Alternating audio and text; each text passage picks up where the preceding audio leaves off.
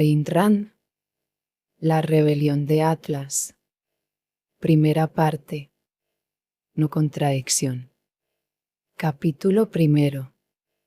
El tema. ¿Quién es John Galt?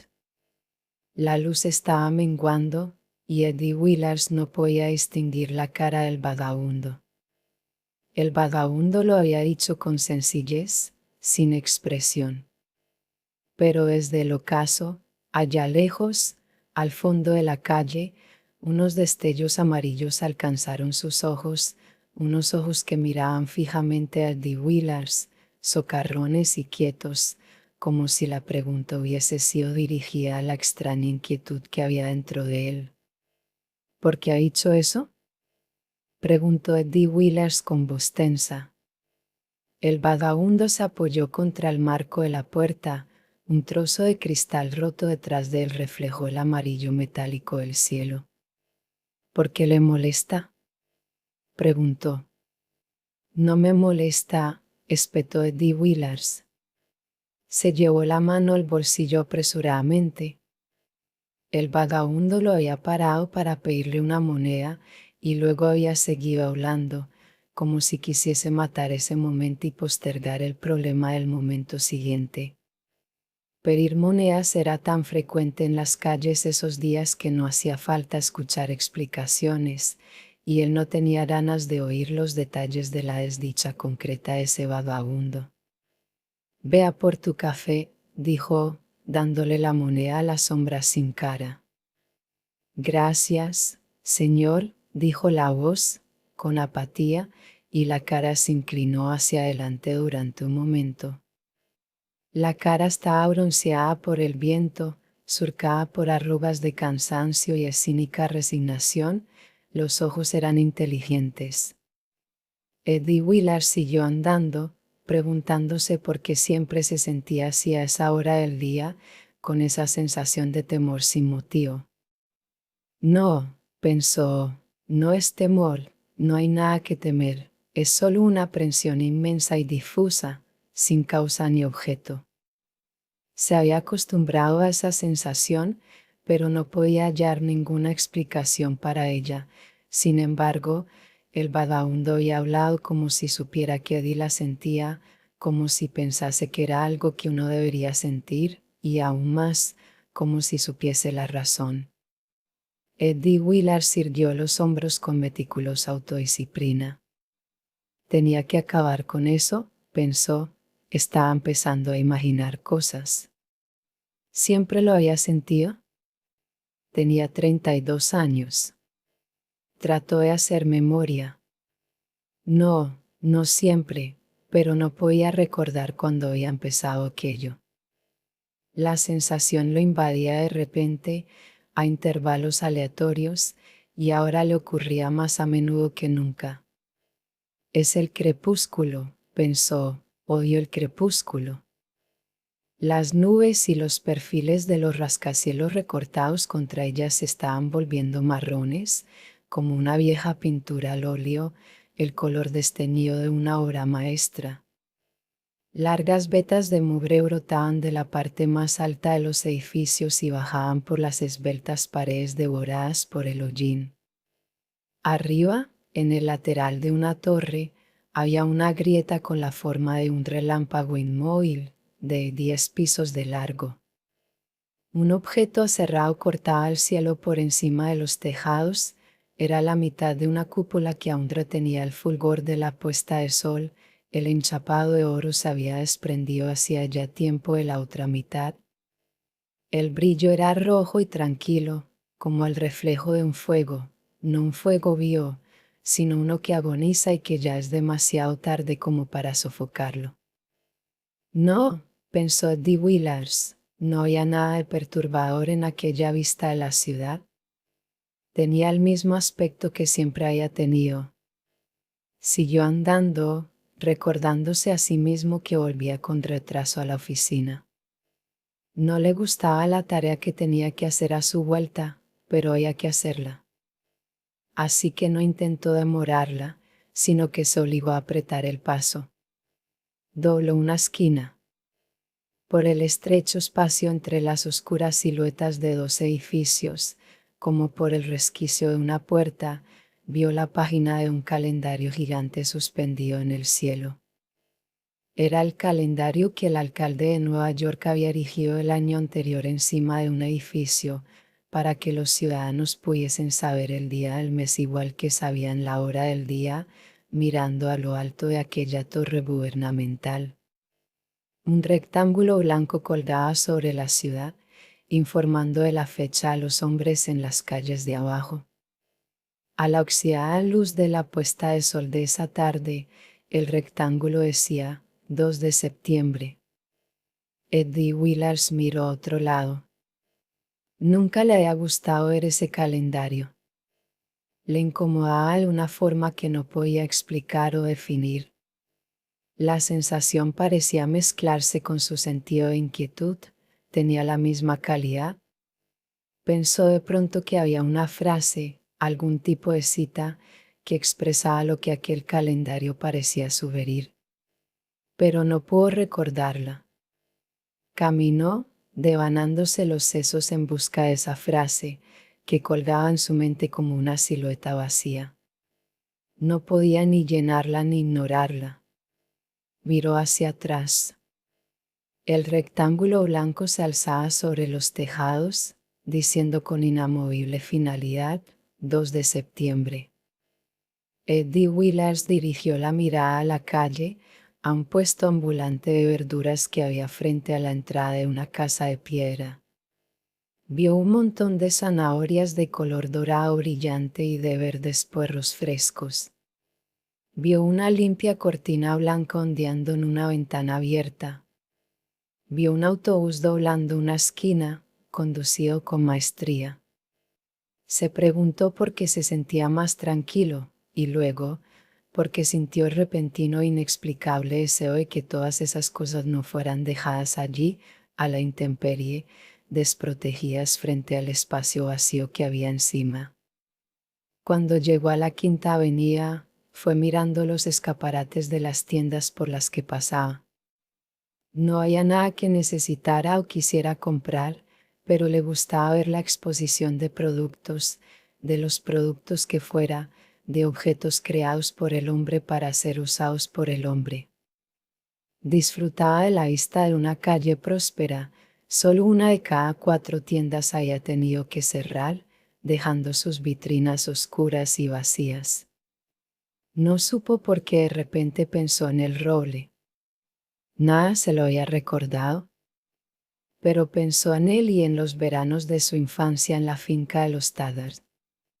Había pasado la mayor parte de su infancia con los hijos de los Taggart y ahora trabajaba para ellos, como su padre y su abuelo lo habían hecho para el padre y el abuelo de ellos.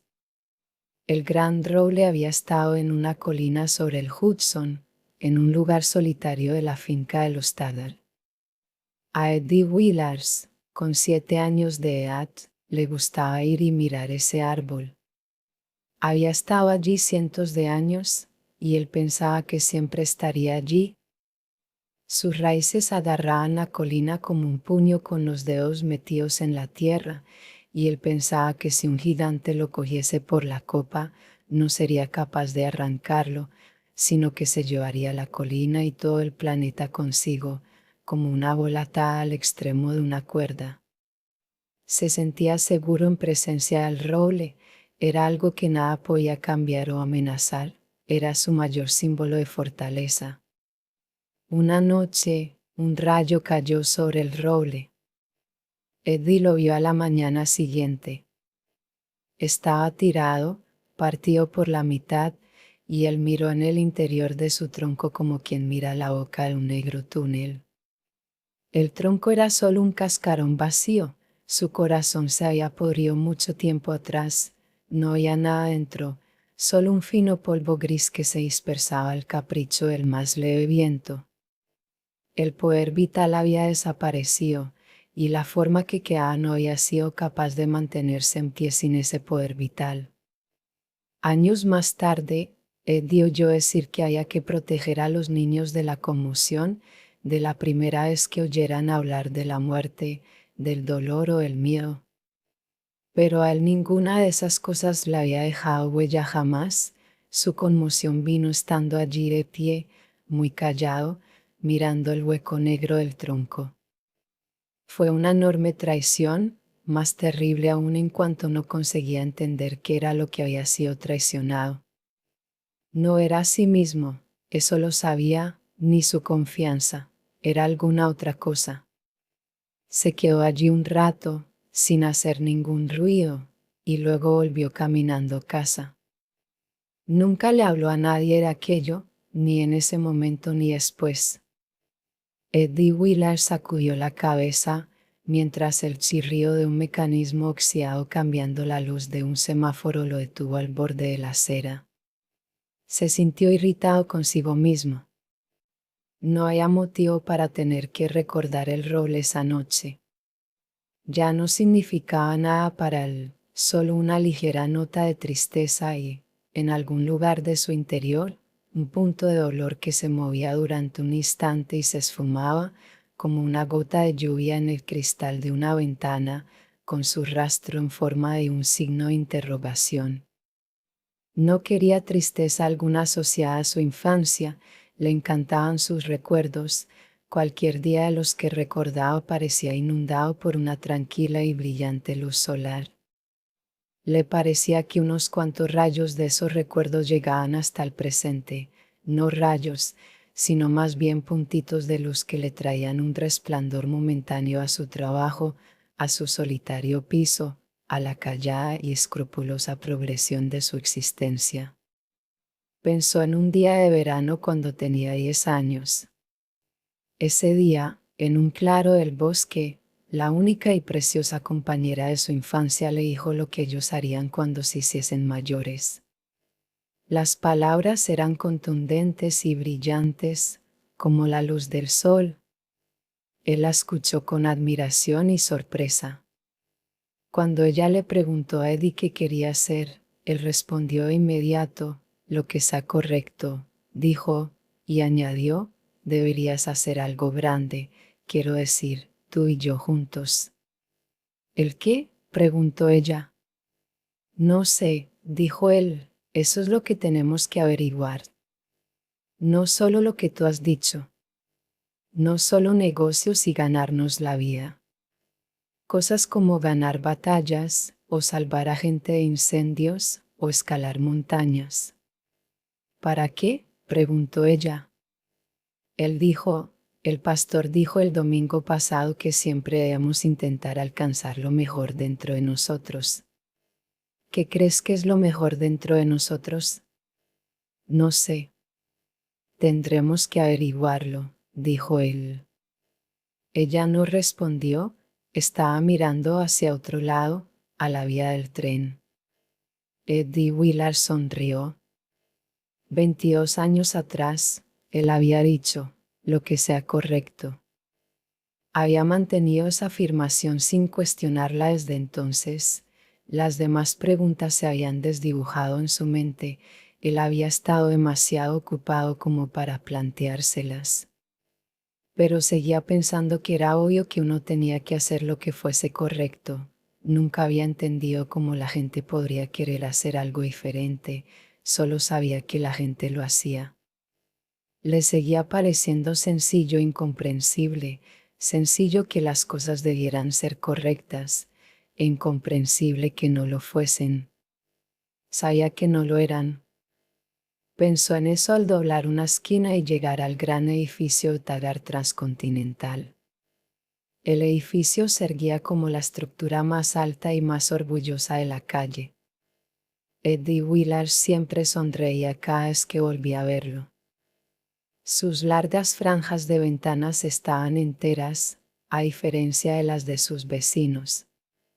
Sus líneas se alzaban hasta cortar el cielo, sin esquinas resquebrajadas ni bordes erosionados.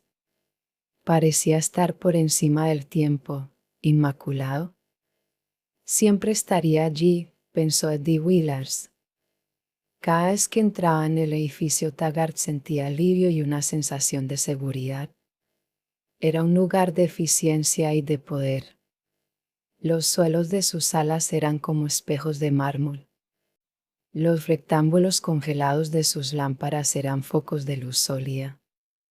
Detrás de paredes de cristal, hileras de muchachas estaban sentadas frente a máquinas de escribir, y el repiqueteo de sus teclas era como el sonido de ruedas de tren acelerando.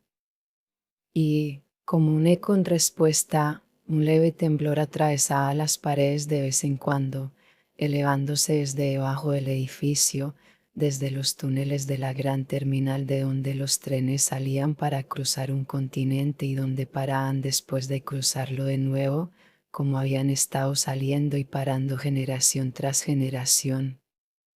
Taggart Transcontinental, pensó Dee Willars, de Océano a Océano, el orgulloso eslogan de su infancia, mucho más brillante y sagrado que cualquier mandamiento de la Biblia. De Océano a Océano, para siempre, pensó Dee Willars, como si fuese un epitafio, mientras atravesaba los inmaculados salones hasta llegar al corazón del edificio, al despacho de James Taggart, presidente de Taggart Transcontinental. James Taggart estaba sentado en su escritorio. Parecía un hombre cercano a los 50 años que había empezado a envejecer desde la adolescencia, sin la etapa intermedia de la juventud. Tenía una boca pequeña y petulante, y el cabello ralo, aferrado a una frente con entradas. Su postura tenía una flacidez lánguida y descentrada, como desafiando su cuerpo alto y esbelto, un cuerpo con una elegancia de linaje diseñada para la confiada pose de un aristócrata, pero transformada en el desgarbo de un patán. La carne de su rostro era pálida y blanda. Sus ojos eran insulsos y velados, con una mirada que se movía despacio, sin jamás pararse del todo, resbalando y pasando de largo por las cosas en eterno resentimiento de su existencia. Parecía obstinado y exhausto. Tenía 39 años. Levantó la cabeza con irritación al oír el sonido de la puerta al abrirse. «No me molestes, no me molestes, no me molestes», dijo James Taggart. Dee Willars se acercó al escritorio. «Es importante, Jim», dijo, sin levantar la voz. Muy bien, ¿qué pasa?» Dee Willars miró el mapa en la pared del despacho. Los colores del mapa se habían desteñido bajo el cristal. Se preguntó remotamente cuántos presidentes Taggart se habían sentado delante de ese mapa y durante cuántos años. El ferrocarril de Taggart Transcontinental, la red de líneas rojas que cortaban el desteñido cuerpo del país, desde Nueva York a San Francisco, parecía un sistema de vasos sanguíneos. Era como si en algún momento, mucho tiempo atrás, la sangre se hubiese disparado por la arteria principal y, bajo la presión de su propia superabundancia, se hubiese ramificado en puntos aleatorios, corriendo por todo el país. Una línea roja trazaba un camino sinuoso desde Cheyenne, Wyoming, hasta El Paso, Texas. Era la línea Río Norte de Taggart Transcontinental. Nuevos trazados habían sido añadidos recientemente y la línea roja se había extendido hacia el sur más allá del Paso, pero Eddie apartó la mirada precipitadamente cuando sus ojos llegaron a ese punto. Miró a James Taggart y dijo: «Es la línea Río Norte». Vio cómo la mirada de Taggart se dirigía a una esquina del escritorio. «Hemos tenido otro accidente». Accidentes de ferrocarril ocurren todos los días. Tenías que molestarme por eso. Ya sabes a qué me refiero, Jim. La Río Norte está acabada. Esa vía está hecha un desastre. La línea entera. Vamos a recibir una vía nueva. Dee Willars continuó como si no hubiese habido respuesta. La vía está hecha un desastre. De nada sirve intentar operar trenes por allí. La gente ya ni quiere arriesgarse a usarlos. No hay ningún ferrocarril en todo el país, me parece a mí, que no tenga unos cuantos ramales funcionando con pérdidas. No somos los únicos. Es una circunstancia nacional temporal. Eddie se quedó mirándolo en silencio. Lo que a Taggart no le gustaba a Eddie Willers era esa costumbre suya de mirar directamente a los ojos de la gente. Los ojos de Eddie eran azules, grandes e inquisitivos, tenía el pelo rubio y una cara cuadrada, común y corriente, excepto por ese aspecto de atención escrupulosa y de asombro franco y desconcertado. ¿Qué es lo que quieres?, espetó Taggart. Solo venía a decirte algo que tenías que saber, porque alguien tenía que decírtelo. Que hemos tenido otro accidente. Que no podemos abandonar la línea Río Norte. James Taggart rara vez levantaba la cabeza. Cuando miraba a la gente, lo hacía levantando sus pesados párpados y mirando hacia arriba desde debajo de la amplitud de su frente calva. ¿Quién está pensando en abandonar la línea Río Norte?, preguntó. Nadie ha pensado jamás en abandonarla. Me ofende que lo hayas dicho. Me ofende mucho. Pero es que no hemos cumplido con un solo horario en los últimos 6 meses. No hemos completado ni un solo recorrido sin algún tipo de avería, grave o menos grave. Estamos perdiendo a todos nuestros clientes, uno tras otro. ¿Cuánto tiempo podemos aguantar? Eres un pesimista, Eddie. Te falta fe. Eso es lo que mina la moral de una organización. ¿Quieres decir que no se va a hacer nada con la línea Río Norte? No he dicho eso en absoluto. En cuanto recibamos la nueva vía, Jim, no va a haber ninguna nueva vía. Observó los párpados de Taggart levantarse lentamente. Acabo de venir de la oficina de la Société Steel. He hablado con Orren Boyle. ¿Qué ha dicho? Ha hablado durante 1 hora y media y no me ha dado ni una sola respuesta válida. ¿Para qué lo has molestado? Creo que el primer pedido de raíles no tenía que ser entregado hasta el mes que viene. Y, antes de eso, iba a ser entregado 3 meses antes. Circunstancias imprevistas. Totalmente fuera del control de Orren. Y, antes de eso, la entrega era para 6 meses antes. Jim, hemos estado esperando a que la Société Steel nos entregue esos raíles desde hace 13 meses. ¿Qué quieres que haga? Yo no puedo llevar el negocio de Orren Boyle. Quiero que entiendas que no podemos esperar. Taggart preguntó despacio, con voz medio burlona y medio cautelosa. ¿Qué ha dicho mi hermana? No volverá hasta mañana. ¿Ya? ¿Y qué quieres que haga yo? Eso lo tienes que decidir tú. Bueno, independientemente de las otras cosas que vayas a decir, hay una que no vas a nombrar ahora, y es Riordan Steel. Eddie no respondió de inmediato, luego dijo suavemente. Muy bien, Jim. No lo nombraré. Orren es mi amigo. No escuchó respuesta alguna. Me ofende tu actitud. Orren Boyle enviará esos raíles en cuanto le sea humanamente posible.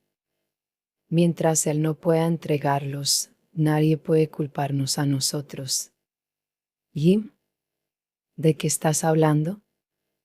¿No entiendes que la línea Río Norte se está viniendo abajo, nos culpe a alguien o no?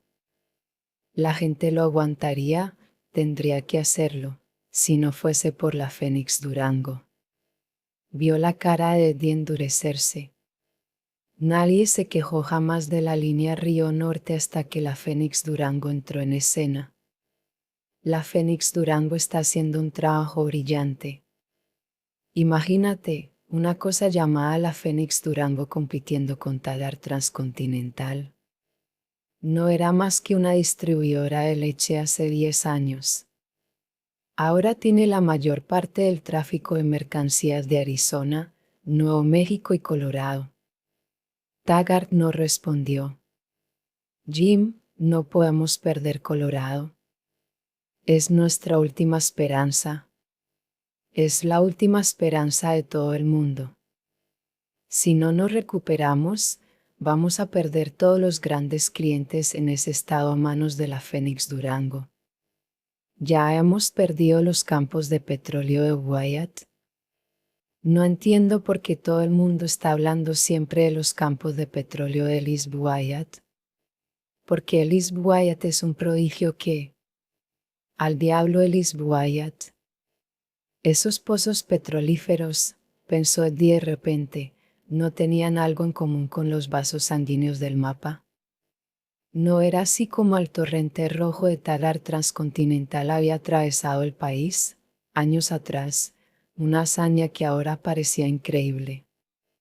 Pensó en los pozos de petróleo escupiendo un torrente negro que atravesaba el continente casi más deprisa de lo que los trenes de la Phoenix Durango podían llevarlo.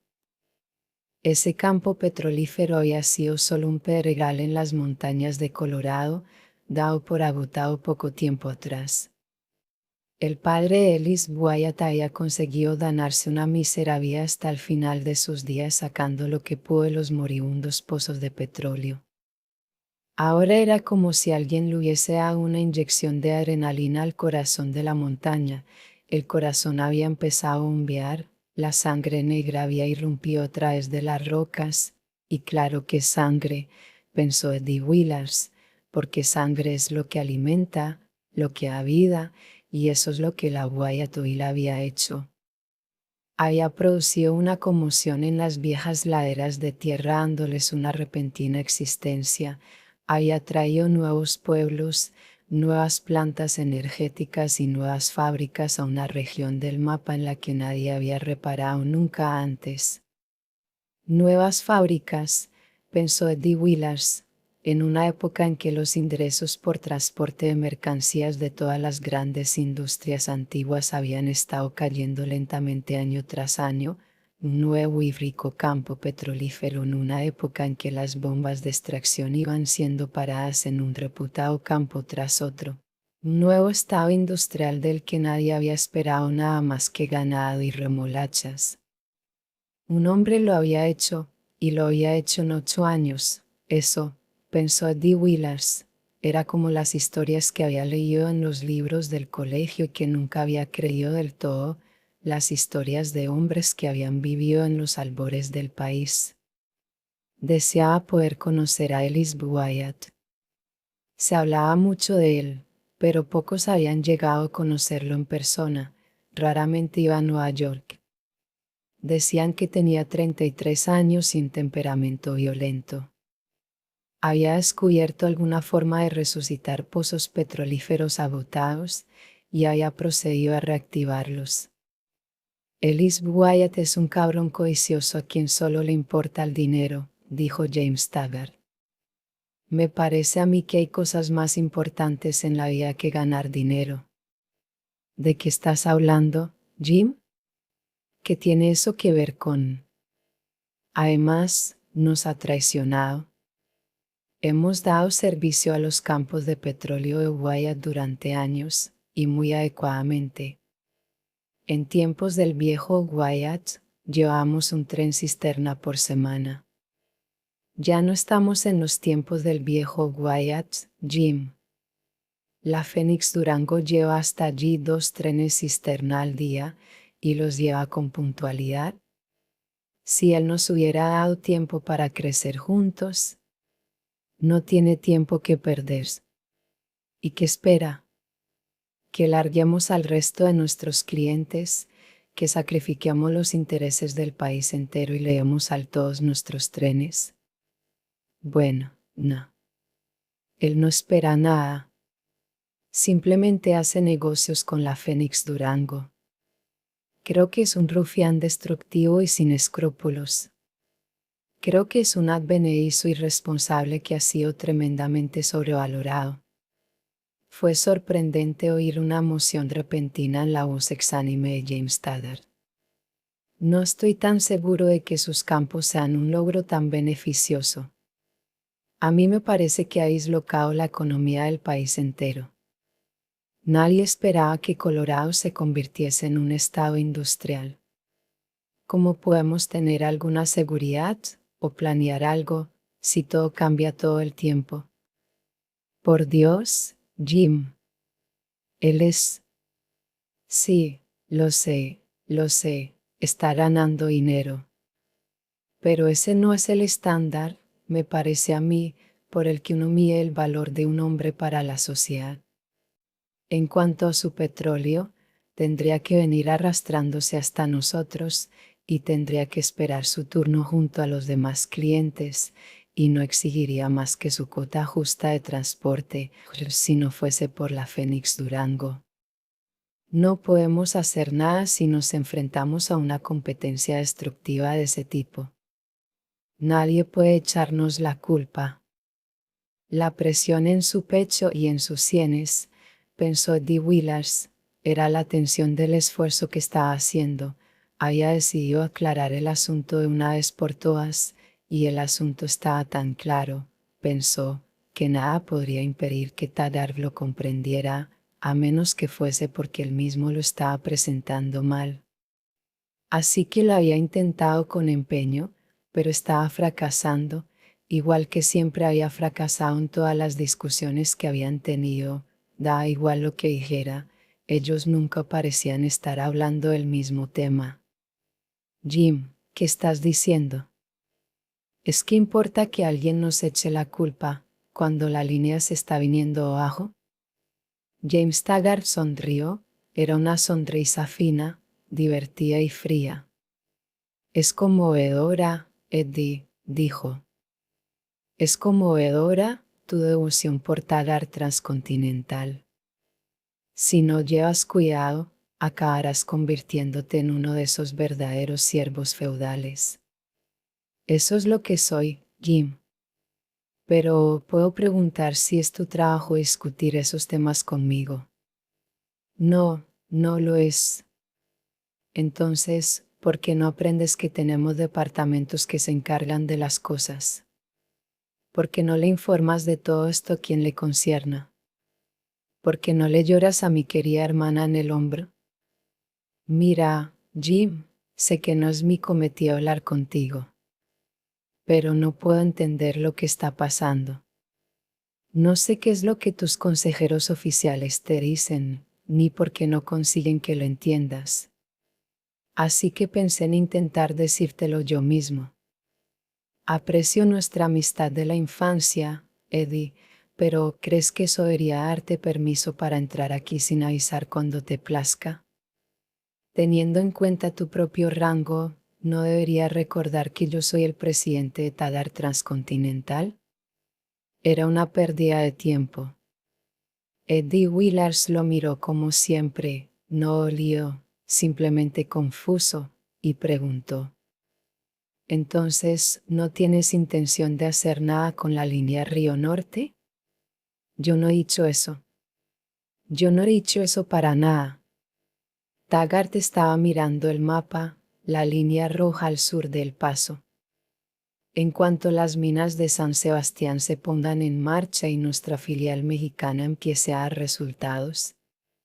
No vamos a hablar de eso, Jim. Taggart se volvió, sorprendido por el fenómeno sin precedentes de una ira implacable en la voz de Eddie. ¿Qué pasa? Tú sabes lo que pasa, Jim. Tu hermana dijo que... ¿Al diablo mi hermana? Dijo James Taggart. Eddie Willars no se movió. No respondió. Permaneció en pie mirando al frente. Pero no veía ni a James Taggart ni nada en el despacho. Un momento después, hizo una inclinación y salió. En la antesala, los empleados del equipo personal de James Taggart estaban apagando las luces, preparándose para finalizar la jornada de trabajo. Pero Bob Harper, el jefe de contabilidad, seguía sentado en su escritorio, manipulando las palancas de una máquina de escribir medio desmembrada. Todo el mundo en la empresa tenía la impresión de que Bob Harper había nacido en ese rincón en concreto y en ese escritorio en concreto, y que nunca pensaba abandonarlo. Había sido el jefe de contabilidad del padre de James Taggart. Bob Harper levantó la vista hacia Eddie Willers cuando salió del despacho del presidente. Era una mirada pausada y sabia. Parecía decir que sabía que la visita de Eddie a esa parte del edificio significaba que había problemas en la línea, sabía que nada había resultado de la visita y le era totalmente indiferente ese conocimiento. Era la cínica indiferencia que Eddie Willers había visto en los ojos del vagabundo en la esquina de la calle. Dime, Eddie, ¿sabes dónde puedo conseguir camisetas de lana? Preguntó. He buscado por toda la ciudad, pero nadie las tiene. No lo sé, dijo Eddie, deteniéndose. ¿Por qué me lo preguntas a mí? Le pregunto a todo el mundo. Puede que alguien me lo diga. Eddie miró con inquietud la cara vacía y demacrada, y el pelo blanco. Hace frío en este antro, dijo Bob Harper. Y va a ser más frío este invierno. ¿Qué estás haciendo? Preguntó Eddie, señalando las piezas de la máquina de escribir. El maldito trasto se ha vuelto a romper. No tiene sentido mandarla a arreglar. Tardaron 3 meses en arreglarla la última vez. Pensé en repararla yo mismo. No creo que dure mucho. Dejó caer su puño sobre las teclas. ¿Estás lista para convertirte en chatarra, vieja amiga? Tus días están contados. Eddie se estremeció. Esa era la frase que había intentado recordar. Tus días están contados. Pero había olvidado en relación a que había intentado recordarla. No sirve de nada, Eddie, dijo Bob Harper. ¿Qué es lo que no sirve de nada? Nada. Todo. ¿Qué pasa, Bob? No voy a solicitar una nueva máquina de escribir. Las nuevas están hechas de hojalata. Cuando las viejas desaparezcan, eso será el fin de las máquinas de escribir. Ha habido un accidente en el metro esta mañana, los frenos no funcionaron. Deberías irte a casa, Eddie, encender la radio y escuchar alguna buena orquesta. Olvídalo, chico. El problema contigo es que tú nunca has tenido una afición. Alguien ha vuelto a robar las bombillas eléctricas, las de la escalera, allí donde yo vivo. Tengo un dolor en el pecho. No he podido conseguir jarabe para la tos esta mañana, la farmacia de la esquina quebró la semana pasada. El ferrocarril de la Texas Western quebró el mes pasado. Ayer cerraron el puente de Queensboro por reparaciones temporales. En fin, ¿qué más da? ¿Quién es John Galt? Estaba sentada junto a la ventanilla del tren, con la cabeza echada hacia atrás, una pierna estirada sobre el asiento vacío delante de ella. El marco de la ventanilla temblaba con la velocidad del movimiento, el cristal colgaba sobre una oscuridad vacía y puntos de luz atravesaban el vidrio como rayos luminosos de vez en cuando. Su pierna, delineada por el ceñido brillo de las medias, su larga línea trazando una recta sobre un empeine arqueado hasta la punta de un pie con un zapato de tacón, tenía una femenina elegancia que parecía estar fuera de lugar en el polvoriento vagón del tren y que resultaba extrañamente incongruente con el resto de ella. Llevaba un desgastado abrigo de pelo de camello que había sido caro una vez, enrollado de cualquier manera alrededor de su cuerpo, esbelto y nervioso. El cuello del abrigo iba subido hasta la ala inclinada de su sombrero. Un mechón de cabello castaño le caía hacia atrás, casi tocando la línea de sus hombros. Su cara estaba formada por planos angulosos, la forma de su boca era bien definida, una boca sensual que se mantenía cerrada con inflexible precisión. Tenía las manos en los bolsillos del abrigo, su postura era tensa, como si se resintiese de la inmovilidad, y poco femenina, como si no fuese consciente de su propio cuerpo, y de que era un cuerpo de mujer. Estaba sentada escuchando la música. Era una sinfonía de triunfo. Las notas fluían hacia arriba, hablaban de elevación y eran la elevación misma, eran la esencia y la forma del movimiento ascendente, parecían encarnar todo acto y pensamiento humano que tenía el ascenso como motivo.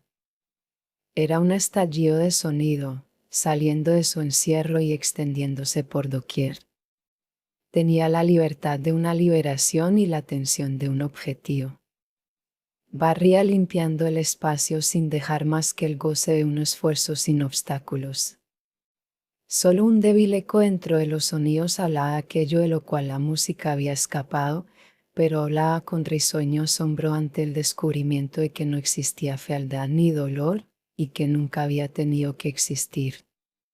Era el canto de una inmensa liberación.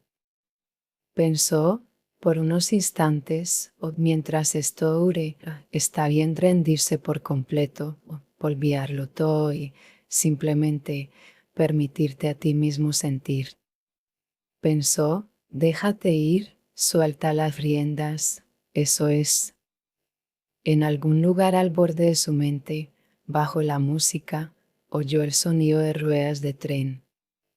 Golpeteaban a un ritmo constante, cada cuarto golpe acentuado, como insistiendo en un objetivo consciente. Podía relajarse porque oía las ruedas. Escuchó la sinfonía, pensando, es por esto por lo que las ruedas han de seguir funcionando, y esto es hacia dónde van. Nunca había oído aquella sinfonía antes, pero sabía que había sido compuesta por Richard Halley. Ella reconocía la violencia y la magnífica intensidad. Reconocía el estilo del tema, era una melodía clara y compleja en una época en la que ya nadie componía melodías. Estaba sentada mirando el techo del vagón, pero no lo veía y se había olvidado de dónde estaba. No sabía si estaba escuchando una orquesta sinfónica al completo o solo el tema, quizás estaba escuchando la orquestación en su propia mente. Pensó hadamente que había habido ecos premonitorios de ese tema en toda la obra de Richard Halley, a lo largo de todos los años de su larga lucha, hasta el día, ya en su mediana edad, en que la fama lo alcanzó de repente y lo dejó noqueado. Pensó, escuchando la sinfonía, había sido la meta de su lucha. Recordó intentos medio insinuados en su música, frases que lo prometían, retales de melodía que empezaban pero nunca lo alcanzaban del todo. Cuando Richard Halley compuso eso, él se irguió en el asiento. Cuando compuso eso Richard Halley, en ese mismo instante se dio cuenta de dónde estaba y se preguntó por primera vez de dónde provenía esa música. Unos pasos más allá, al final del vagón, un guardafrenos estaba ajustando los mandos del aire acondicionado. Era rubio y joven. Estaba silbando el tema de la sinfonía. Ella se dio cuenta de que lo había estado silbando un buen rato y de que eso era todo lo que ella había oído. Lo observó con incredulidad durante un tiempo, antes de levantar la voz para preguntar. Dime, por favor, ¿qué estás silbando? El muchacho se volvió hacia ella. Ella se encontró con una mirada directa y vio una sonrisa abierta y entusiasta, como si él estuviese compartiendo un secreto con un amigo. A ella le gustó su cara, sus rasgos eran tersos y firmes, no tenía ese aspecto de músculos flácidos que va en la responsabilidad de adquirir forma, que es lo que ella había aprendido a esperar en las caras de la gente. «Es el concierto de Halley», respondió él, sonriendo. «¿Cuál de ellos?», El quinto. Ella dejó pasar un momento antes de decir lenta y muy cuidadosamente. Richard Halley compuso solo 4 conciertos. La sonrisa del muchacho desapareció. Fue como si algo lo hubiera sacudido de vuelta a la realidad, como le había ocurrido a ella unos momentos antes. Era como si una persiana se hubiese cerrado de golpe, y lo que quedó fue un rostro sin expresión, impersonal, indiferente y vacío. Sí, por supuesto, dijo él. Estoy en un error. Me he equivocado. Entonces, ¿qué era? Algo que oí en algún sitio. ¿El qué? No sé. ¿Dónde lo oíste? No me acuerdo. Ella hizo una pausa, impotente. Él estaba dándole la espalda a ella, sin más interés. Sonaba como un tema de Halley, dijo ella, pero conozco todas las notas que él ha escrito, y él nunca ha escrito eso. Seguía sin haber expresión, solo una leve mirada de tensión en la cara del muchacho, mientras se volvía de nuevo hacia ella y le preguntaba: ¿Le gusta la música de Richard Halley? Sí, dijo ella, me gusta mucho. Él la miró durante un instante, como dudando, y después se dio la vuelta. Ella observó la experta eficiencia de sus movimientos mientras continuaba trabajando. Trabajaba en silencio. Ella no había dormido durante 2 noches, pero no podía permitirse dormir, tenía demasiados problemas que considerar y no mucho tiempo. El tren debería llegar a Nueva York de madrugada. Ella necesitaba tiempo, aunque deseaba que el tren fuese más deprisa, pero era el Taggart Comet, el tren más rápido del país. Trató de pensar, pero la música seguía en el filo de su mente, y ella siguió oyéndola, con todos sus acordes, como los pasos implacables de algo que no podía ser detenido. Sacudió la cabeza, enfadada, se quitó el sombrero de golpe y encendió un cigarrillo. No iba a dormir, pensó, podía aguantar hasta la noche del día siguiente. Las ruedas del tren chasqueaban en marcado ritmo. Estaba tan acostumbrada a ellas que no las oía conscientemente, pero ese sonido se convirtió en una sensación de paz en su interior. Cuando apagó el cigarrillo, ella sabía que necesitaría otro, pero pensó que se haría un minuto, solo unos minutos, antes de encenderlo. Se había quedado dormida y se despertó con una sacudida, sabiendo que algo iba mal, antes de saber qué era. Las ruedas habían parado. El vagón estaba callado y sombrío bajo el brillo azulado de las lámparas nocturnas. Echó un vistazo a su reloj. No había motivo para parar. Miró por la ventanilla. El tren estaba detenido en medio de campos vacíos. Oyó a alguien moverse en el asiento al otro lado del pasillo y preguntó: ¿Cuánto tiempo llevamos parados? Una voz de hombre respondió con indiferencia: 1 hora, más o menos. El hombre la siguió con la mirada, medio dormido, porque ella se puso de pie de un salto y se lanzó hacia la puerta del vagón. Afuera había un viento frío y una extensión vacía de tierra bajo un cielo vacío. Ella oyó el murmullo de la maleza en la oscuridad. A lo lejos vio las siluetas de hombres que estaban de pie al lado de la locomotora y, encima de ellos, colgando suelta en el cielo, la luz roja de una señal. Fue andando rápidamente hacia ellos, pasando la inmóvil línea de ruedas. Nadie le prestó atención cuando se acercó. La tripulación del tren y unos cuantos pasajeros estaban apiñados bajo la luz roja. Habían dejado de hablar, parecían estar esperando con placida indiferencia. ¿Qué pasa?, preguntó. El ingeniero se volvió, atónito. Su pregunta había sonado como una orden, no como la curiosidad de un pasajero lego. Ella estaba de pie, con las manos en los bolsillos y el cuello del abrigo alzado, con el viento azotando los mechones de su cabello sobre su rostro.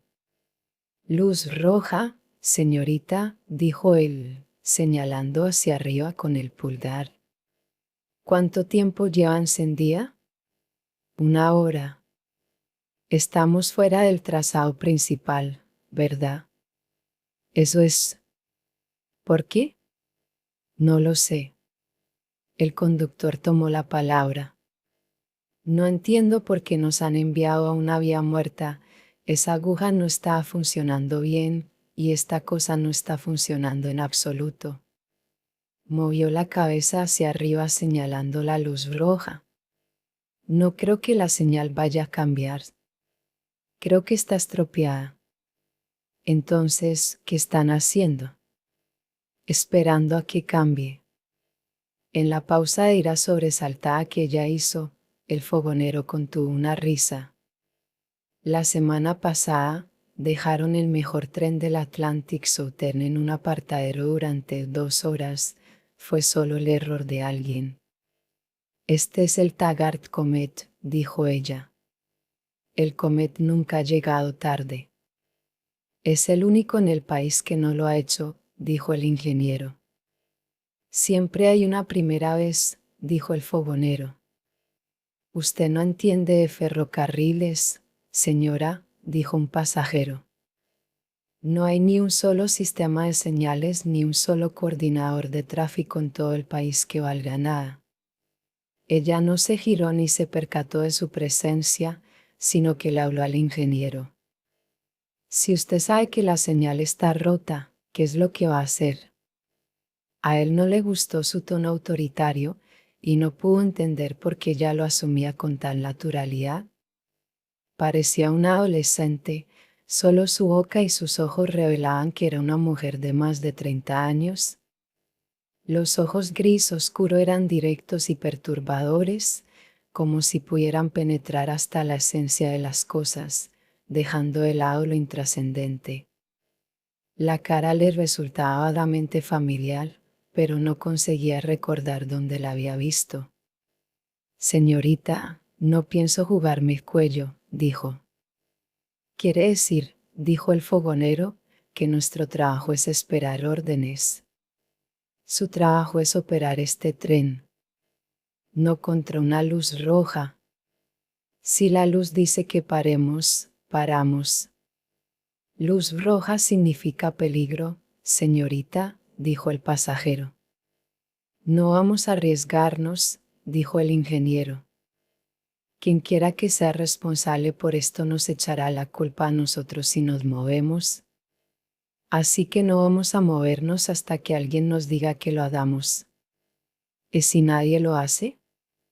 Alguien aparecerá, tarde o temprano. ¿Cuánto tiempo propone que esperemos? El ingeniero se encogió de hombros y dijo: ¿Quién es John Galt? Quiere decir, dijo el fogonero, no haga preguntas que nadie puede responder. Ella miró la luz roja y la vía que se adentraba en la negra e inmaculada estancia. Dijo: procedan con cuidado hasta la siguiente señal. Si está funcionando, continúen hasta la vía principal. Después deténganse en la primera oficina que está abierta. Sí. ¿Y quién dice eso? Yo lo digo. ¿Y quién es usted? Fue solo la más breve de las pausas, un momento de asombro ante una pregunta que no se esperaba, pero el ingeniero miró más de cerca su cara, y al mismo tiempo que la respuesta de ella, dijo sin aliento: Dios mío. Ella respondió, no ofensivamente, simplemente como una persona que no oye la pregunta a menudo. Dagny Taggart. Bueno, no me, dijo el fogonero y entonces todos se quedaron callados. Ella continuó, en el mismo tono de autoridad no forzada. Proceda hasta la vía principal y retenga el tren en la primera oficina abierta, yo me ocuparé a partir de ahí. Sí, señorita Taggart. Tendrá que recuperar tiempo. Tiene lo que queda esta noche para hacerlo. Haga que el comet llegue a su hora. Sí, señorita Taggart. Ella se estaba dando la vuelta para irse, cuando el ingeniero preguntó: «Si hay algún problema, ¿asume usted la responsabilidad, señorita Taggart?» «La asumo». El conductor la siguió mientras ella regresaba a su vagón. Estaba diciendo, desconcertado: «Pero... un simple asiento en clase turista, señorita Taggart». «Pero, ¿cómo es eso?» «Pero, ¿por qué no nos lo dijo?» Ella sonrió sin darle importancia. «No tuve tiempo para formalidades», dijo Dagny. «Mandé enganchar mi vagón al tren número 22 que sale de Chicago, pero me bajé en Cleveland, y como el número 22 iba con retraso, dejé que se fuese mi vagón. El comet vino a continuación y lo cogí. Ya no había sitio en el coche cama». El conductor sacudió la cabeza.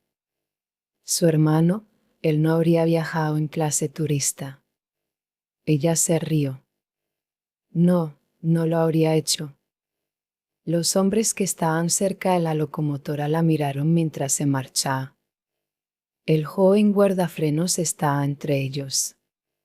«¿Quién es esa?», preguntó él, señalándola. «Esa es quien dirige Talar Transcontinental», dijo el ingeniero. El respeto en su voz era auténtico. «Es la vicepresidente a cargo de operaciones». Cuando el tren arrancó con un tirón, con el estallido de su silbato ahogándose sobre los campos, ella estaba sentada junto a la ventanilla, encendiendo otro cigarrillo. Pensó: «Se está cayendo a pedazos, pero por todo el país, te lo puedes esperar en cualquier parte, en cualquier momento». Pero no sintió enfado ni ansiedad, no tenía tiempo para sentir. Esa sería solo una incidencia más a ser resuelta junto con las otras. Sabía que el superintendente de la división de Ohio era un incompetente y que era amigo de James Taggart. Ella no había insistido en echarlo ya hacía tiempo, solo porque no tenía a nadie mejor que poner en su puesto. Hombres buenos eran extrañamente difíciles de encontrar. Pero tenía que librarse de él, pensó, y le haría su puesto a Owen Kellogg, el joven ingeniero que estaba haciendo un trabajo brillante como asistente del administrador de la terminal Taggart en Nueva York. Era Owen Kellogg quien dirigía la terminal.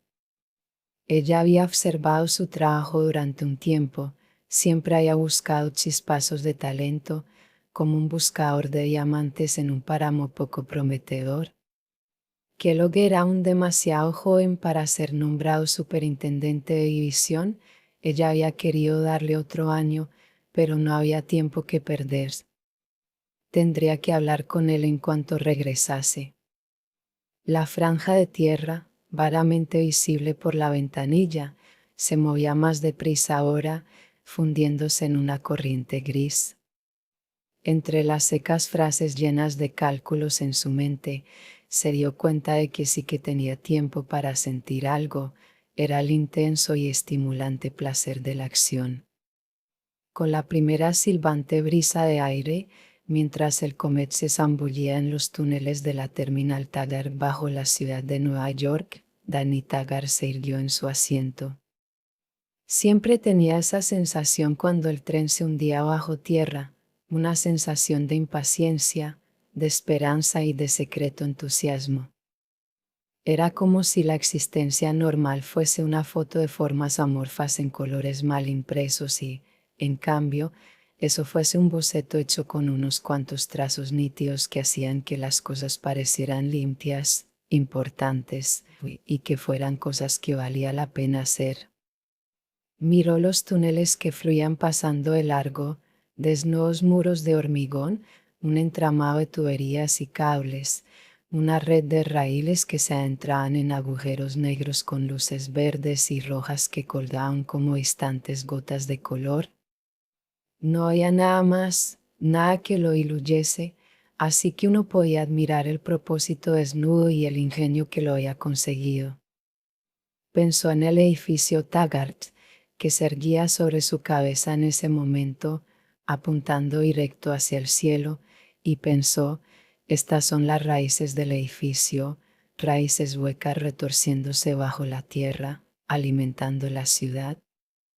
Cuando el tren paró, cuando ella bajó y oyó el hormigón del andén bajo sus tacones, se sintió ligera, elevada, impulsada a la acción.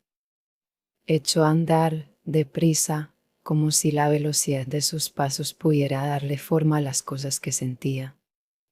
Tardó unos instantes en darse cuenta de que estaba silbando una pieza musical y de que era el tema del quinto concierto de Halley.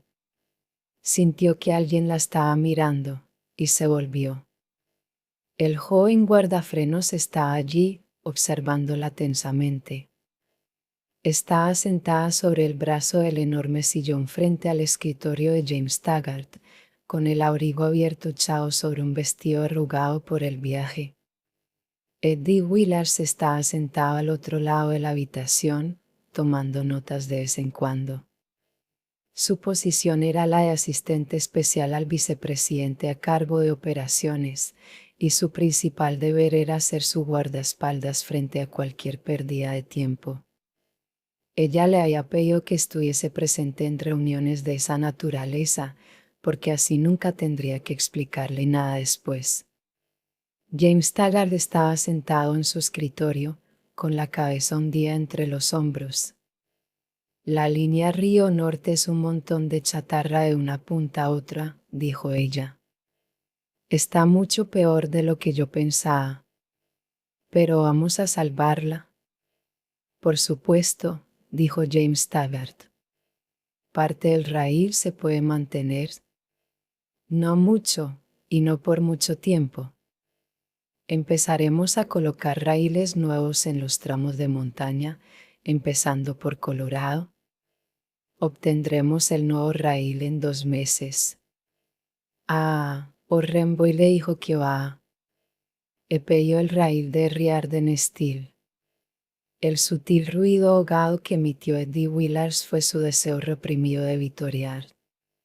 James Taggart no respondió de inmediato. Dagny, ¿por qué no te sientas en el sillón como Dios manda? Dijo por fin, su voz era petulante. Nadie tiene reuniones de empresa de esa manera. Yo sí. Ella esperó. Él preguntó, con sus ojos evitando los de ella. ¿Has dicho que has hecho el pedido de Raíl a Riarden? Ayer por la noche. Lo llamé desde Cleveland. Pero el Consejo de Administración no lo ha autorizado. Yo no lo he autorizado. No me has consultado.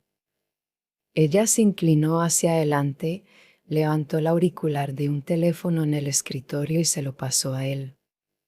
Llama a Riarden y cancélalo, dijo. James Taggart retrocedió en su silla. Yo no he dicho eso, respondió, irritado. No he dicho eso en absoluto. Entonces, ¿sigue en pie? No he dicho eso tampoco. Ella se volvió. Eddie, haz que reacten el contrato con Riarden Steel. Jim no firmará. Sacó un trozo arrugado de papel de notas de su bolsillo y se lo lanzó a Eddie. Ahí están los números y las condiciones. Pero el consejo no ha, empezó Taggart. El consejo no tiene nada que ver con esto. Te autorizaron a comprar los raíles hace 13 meses. Donde los compres es cosa tuya. No creo que esté bien tomar una decisión así sin darle al consejo la oportunidad de expresar una opinión. Y no veo por qué se me debería obligar a mí a asumir la responsabilidad. Yo la estoy asumiendo. ¿Y qué pasa con el gasto que? Riarden está cobrando menos que la Societe Steel de Orrenboyle. ¿Ya? ¿Y qué pasa con Orrenboyle? He cancelado el contrato. Teníamos derecho a cancelarlo hace 6 meses. ¿Cuándo hiciste eso? ¿Ayer? Pues no me he llamado para que yo lo confirme. No lo hará. Taggart se quedó mirando su mesa de escritorio. Ella se preguntó por qué a él le molestaba tener que hacer negocios con Riordan y por qué su resentimiento tenía un carácter tan raro y evasivo. Riordan Steel había sido el principal proveedor de Taggart Transcontinental durante 10 años, desde que encendieran el primer alto horno de Riordan, en los tiempos en que su padre era presidente del ferrocarril. Durante 10 años, la mayoría de sus raíles habían provenido de Riordan Steel. No había muchas empresas en el país que entregasen lo que se les pedía, cuando y como se les pedía. Riordan Steel era una de ellas. Si ella estuviese loca, pensó Darny, concluiría que su hermano iba a tratar con Riordan porque Riordan hacía su trabajo con una eficiencia superlativa, pero no iba a concluir eso, porque pensaba que un sentimiento así no estaba dentro de lo humanamente posible. No es justo, dijo James Taggart. ¿El qué? Que siempre leamos todos nuestros negocios a Riordan.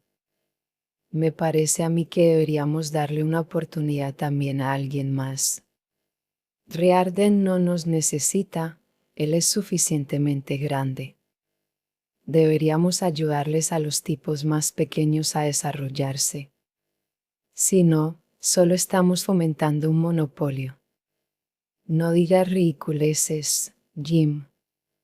Porque siempre tenemos que comprarle las cosas a Riordan. Porque siempre nos entrega lo que pedimos. No me gusta Henry Riordan. A mí sí. Pero, ¿qué más da eso, sea como fuere? Necesitamos raíles, y él es el único que puede dárnoslos. El factor humano es muy importante. No tienes ningún sentido del factor humano.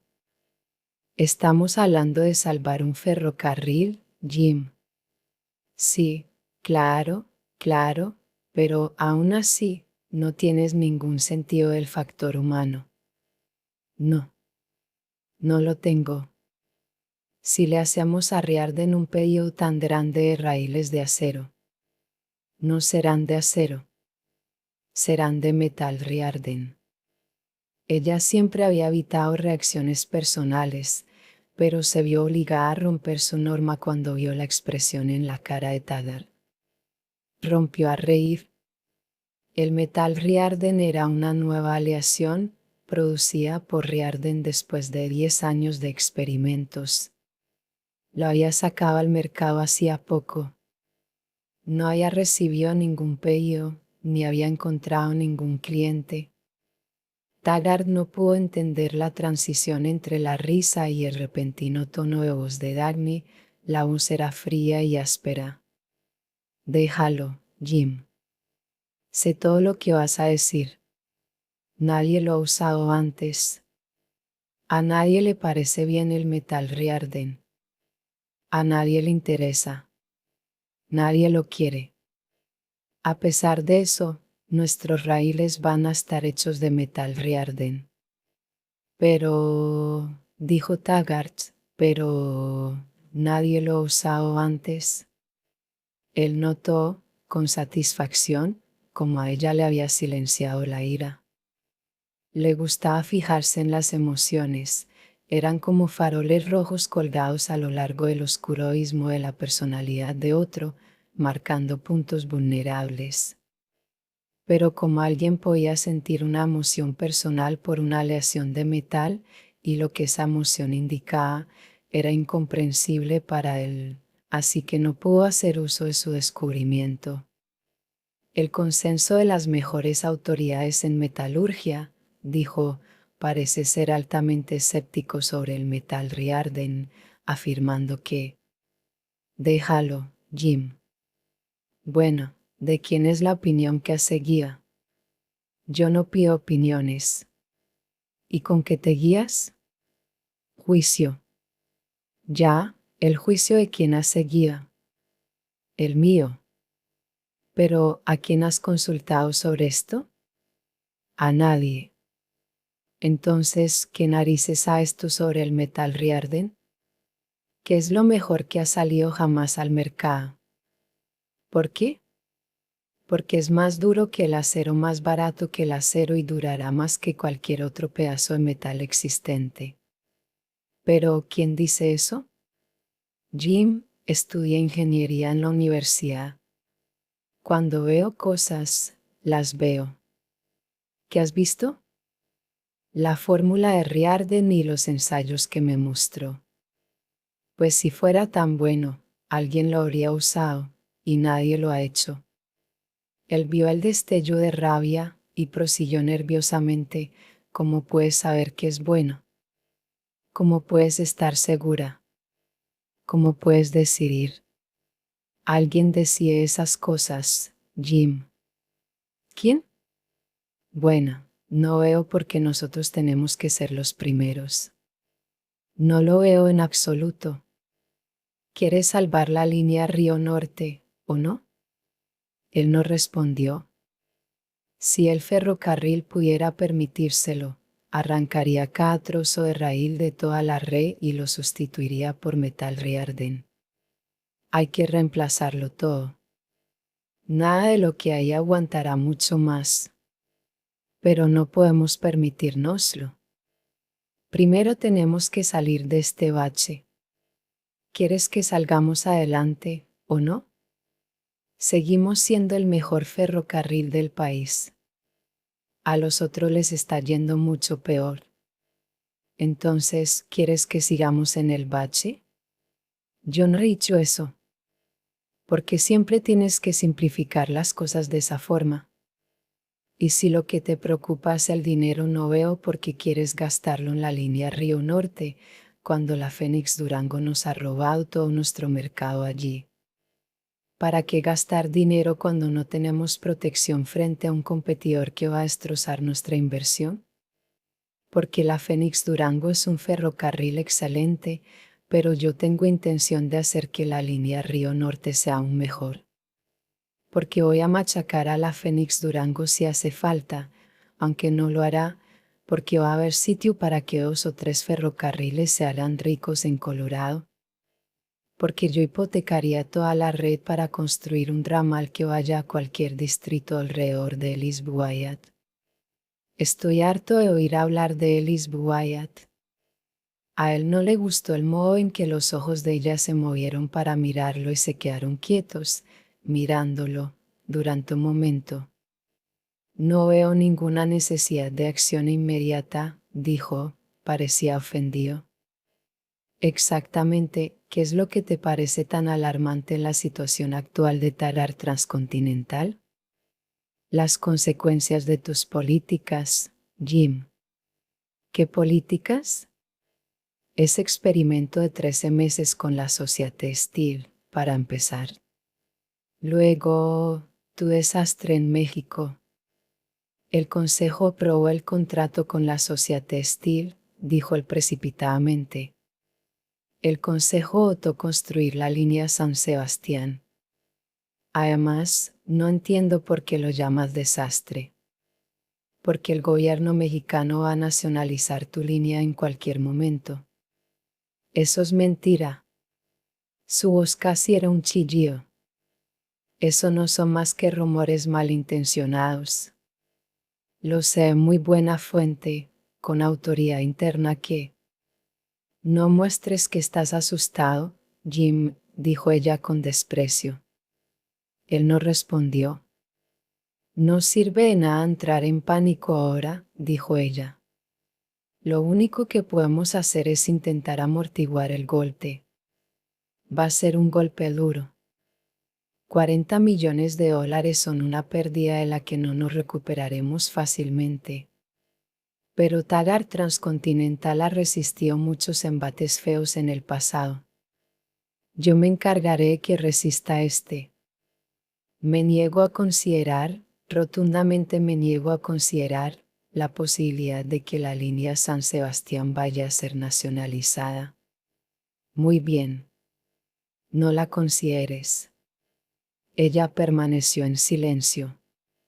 Él dijo defensivamente: no veo por qué estás tan ansiosa por darle una oportunidad a Elizabeth Wyatt y en cambio piensas que está mal participar en desarrollar un país necesitado que nunca ha tenido una oportunidad. Elizabeth Wyatt no le está pidiendo a nadie que le dé una oportunidad. Y yo no estoy en el negocio para dar oportunidades. Estoy dirigiendo un ferrocarril. Eso es ser muy corto de miras, me parece a mí. No veo por qué deberíamos ayudarle a un hombre en vez de a una nación entera. No estoy interesada en ayudar a nadie. Quiero ganar dinero. Esa es una actitud muy poco práctica. La codicia egoísta por sacar beneficios es cosa del pasado. Se ha llegado al consenso general de que los intereses de la sociedad como un todo deben siempre anteponerse a los planes de cualquier empresa que. ¿Cuánto tiempo pretendes hablar para poder evadir el asunto, Jim? ¿Qué asunto? El pedido del metal Riarden. Él no respondió. Se quedó sentado estudiándola en silencio. El cuerpo esbelto de ella, a punto de desplomarse de cansancio, se mantenía erguido gracias a la línea recta de sus hombros, y los hombros se mantenían gracias a un consciente esfuerzo de voluntad. A poca gente le gustaba su cara, el rostro era demasiado frío, los ojos demasiado intensos, nada haría nacer en su rostro el encanto de tonos más suaves. Las hermosas piernas, que se inclinaban hacia el suelo desde el brazo del sillón en el centro del campo de visión de él, lo irritaban, arruinaban el resto de su evaluación. Ella permaneció en silencio, él se vio obligado a preguntar: ¿decidiste hacer el pedido así sin más, de pronto, y por teléfono? Lo decidí hace 6 meses. Estaba esperando a que Hank Riordan estuviese listo para empezar la producción. No le llames Hank Riordan. Es vulgar. Es como todo el mundo lo llama. No cambies de tema. ¿Por qué tuviste que llamarlo anoche? No pude contactar con él antes. ¿Por qué no esperaste hasta que volvieras a Nueva York y? Porque haya visto la línea Río Norte. Bueno, necesito tiempo para pensarlo, para plantearle el tema al consejo, consultar a los mejores. No hay tiempo. No me has dado la oportunidad de formar una opinión. Me importa un bledo tu opinión. No voy a discutir ni contigo ni con tu consejo ni con tus académicos. Tienes una decisión que tomar y vas a tomarla ahora. Solo di sí o no. Eso es una forma ridícula, injusta y arbitraria de ¿sí o no? Ese es el problema contigo. Siempre lo llevas todo a sí o no.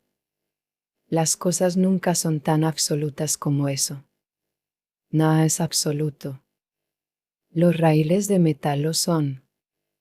Que los consigamos o no, lo es. Ella esperó. Él no respondió. ¿Y quién? Preguntó ella. ¿Asumes tú la responsabilidad por ello? La asumo. Adelante, dijo él, y añadió, pero por tu cuenta y riesgo. No voy a cancelarlo, pero no me comprometo en cuanto a lo que les diré al consejo. Diles lo que te dé la gana. Ella se levantó para irse. Él se inclinó hacia adelante en el escritorio, reacio a terminar la entrevista y hacerlo de forma tan tajante. Te das cuenta, por supuesto, de que será necesario un largo proceso para sacar esto adelante, dijo él. Las palabras sonaban casi esperanzadas. No es tan fácil como parece. Sí, claro, dijo ella. Yo te enviaré un informe detallado que Eddie preparará y que tú no leerás. Eddie te ayudará a procesarlo como haga falta. Me voy a Filadelfia esta noche para ver a Riordan. Él y yo tenemos un montón de trabajo que hacer. Y añadió, es así de fácil, Jim. Ella se había vuelto para irse, cuando él habló de nuevo, y lo que dijo pareció increíblemente irrelevante. Eso funciona para ti, porque tú tienes suerte. Otros no pueden hacerlo. ¿Hacer qué? Otras personas son humanas. Son sensibles. No pueden dedicar toda su vida a metales y motores. Tú tienes suerte, tú nunca has tenido sentimientos. Nunca has sentido nada en absoluto. Mientras lo miraba, sus ojos gris oscuro fueron pasando lentamente del asombro a la quietud y luego a una extraña expresión semejante a una mirada de cansancio, solo que parecía reflejar mucho más que tener que aguantar ese momento concreto. No, Jim, dijo con calma, supongo que nunca sentió nada en absoluto.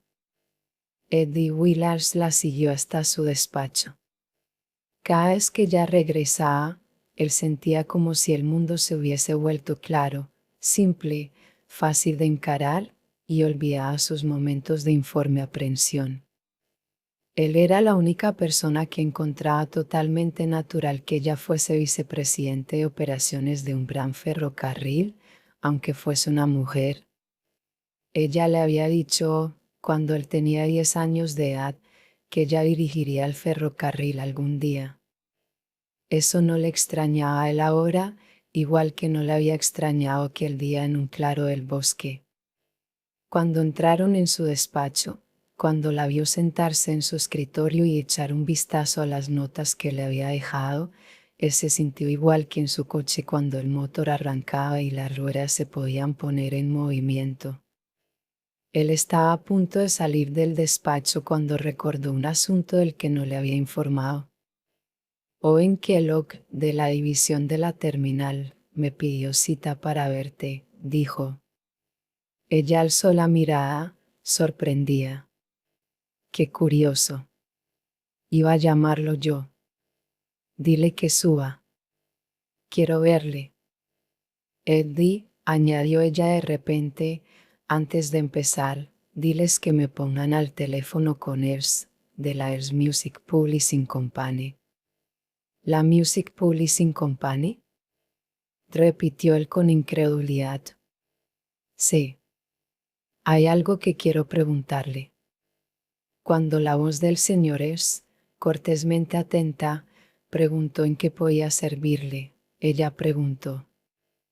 ¿Puede decirme si Richard Halley ha escrito un nuevo concierto para piano, el quinto? Un quinto concierto, señorita Taggart. Pues no, desde luego que no lo ha hecho. ¿Está seguro? Totalmente seguro, señorita Taggart. Lleva sin componer nada desde hace 8 años. ¿Sigue vivo? Bueno, sí, es decir, no puedo decirlo con certeza, ha salido del todo de la vida pública, pero estoy seguro de que nos habríamos enterado si hubiese muerto. Si compusiese algo, ¿ustedes se enterarían? Por supuesto. Seríamos los primeros en saberlo. Publicamos todas sus obras. Pero ha dejado de componer. Ya veo. Gracias.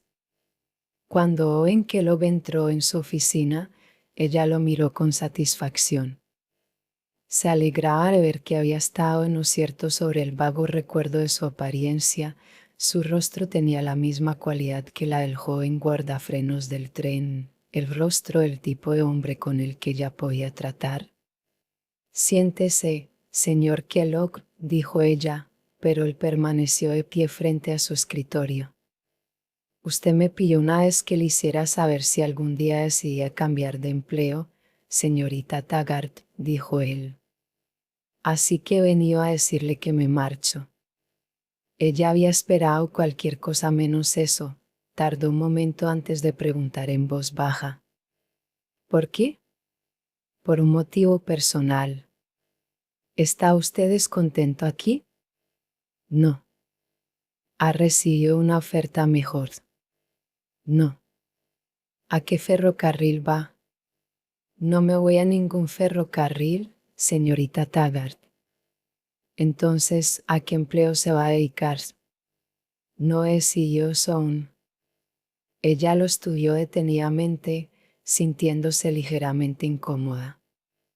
No había ninguna hostilidad en su cara, él la miraba directamente, respondía de forma simple y directa, hablaba como alguien que no tiene nada que ocultar ni que mostrar, la cara era cortés y vacía. Entonces, ¿por qué desearía usted marcharse? Es un asunto personal. ¿Está enfermo? ¿Es cuestión de su salud? No. ¿Se va de la ciudad? No. ¿Ha heredado algún dinero que le permita retirarse? No. ¿Tiene intención de seguir trabajando para ganarse la vida? Sí. Pero no quiere trabajar para Taggart Transcontinental. No. En ese caso, algo debe haber pasado que haya causado su decisión. ¿Qué? Nada, señorita Taggart. Me gustaría que me lo dijese. Tengo un buen motivo para querer saberlo. ¿Confía en mi palabra, señorita Taggart? Sí. Ninguna persona, asunto o evento relacionados con mi trabajo aquí han tenido nada que ver con mi decisión. ¿No tiene ninguna queja específica contra Taggart Transcontinental? Ninguna.